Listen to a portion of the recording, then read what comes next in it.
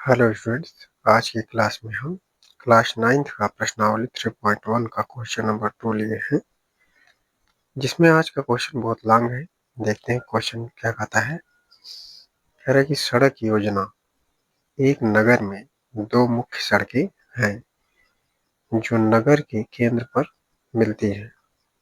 ये दो सड़कें उत्तर दक्षिण की दिशा में, पूर्व पश्चिम की दिशा में हैं।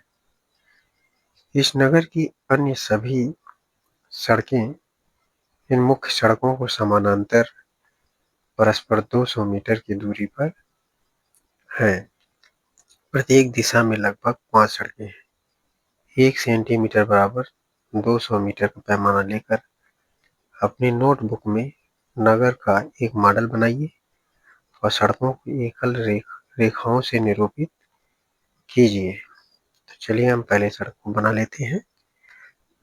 अब सड़क कैसे होगी, सड़क में देखते हैं हम। तो हमारी एक सड़क ऐसे उत्तर दक्षिण दिशा में हो जाती है और जो कि दूसरी सड़क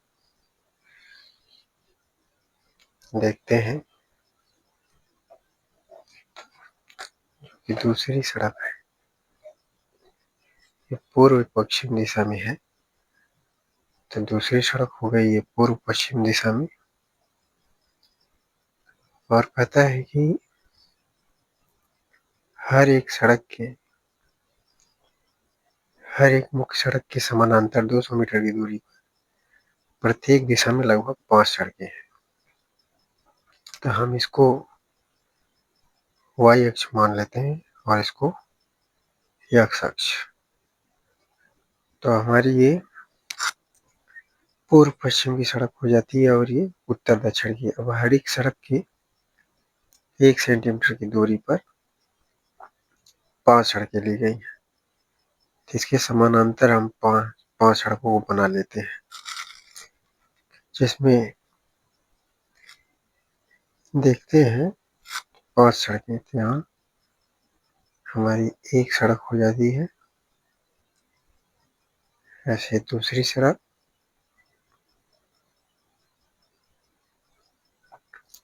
तीसरी सड़क,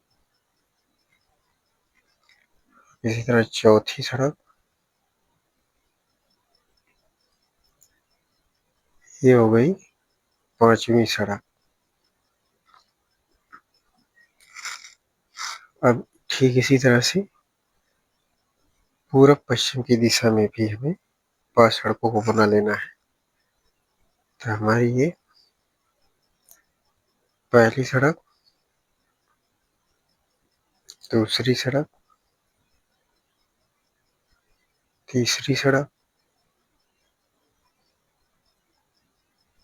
और ये हो जाती है चौथी सड़क और ये हो जाती है 5वीं सड़क। इस तरह से 5 सड़कों को हम बना लेते हैं। इसका हम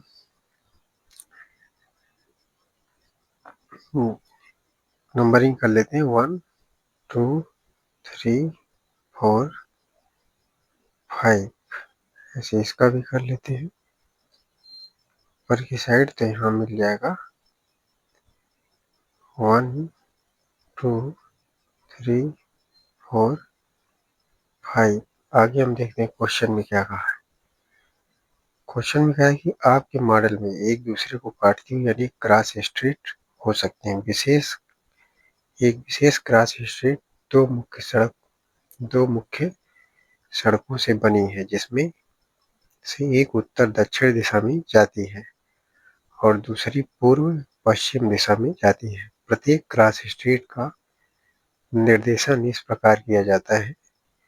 यदि दूसरी सड़क उत्तर दक्षिण दिशा में जाती है और 5वीं सड़क पूर्व पश्चिम दिशा में जाती है, ये एक क्रॉसिंग पर मिलती है, तब हम क्रॉस स्ट्रीट 2,5 कहेंगे, 2,5। तो हम पहले क्या करते हैं, इस क्रॉस शीट पर 2,5 को दिखाते हैं। तो हम यहाँ से देखें तो x अक्ष पर जो हमें मिलेगा 2 यहाँ पर मिलता है, और अगर 5 को देखें तो 5 यहाँ पर मिलता है। यानी कि ये 2,5 में यहाँ मिल जाएगा। इस वाले पॉइंट को हम कह सकते हैं 2,5। अब आगे क्वेश्चन में क्या कहा है, पहली बात कह रहा है कि कितनी क्रॉस स्ट्रेटों को 4,3 माना जा सकता है। अब इसी परंपरा से हमें बताना है। तो हम देखते हैं, यानी 4,3 का मतलब ये है कि x अक्ष पर 4 और y अक्ष पर 3। तो हम 4 देखते हैं, और यहाँ से y अक्ष पर देखते हैं तो 3 यहाँ ये आ जाएगा 4,3। 4,3 को यहाँ प्रदर्शित कर सकते हैं। और दूसरा का कितनी क्रॉस स्ट्रेटों को 3,4 माना जा सकता है। यहाँ x अक्ष हमारा 3 है और y अक्ष 4 है। तो हम x अक्ष पर देखते हैं तो यहाँ से 3 मिल जाता है, y अक्ष और x 3 और y अक्ष का 4। तो यहाँ आ जाएगा 3,4। तो इस तरह से ये जो हमारा क्वेश्चन नंबर 2 था पूरी तरह से सॉल्व हो जाता है। हम आशा करते हैं कि आपको क्वेश्चन समझ में आया होगा। वीडियो को ज़्यादा से ज़्यादा शेयर करें, चैनल को सब्सक्राइब करें। धन्यवाद।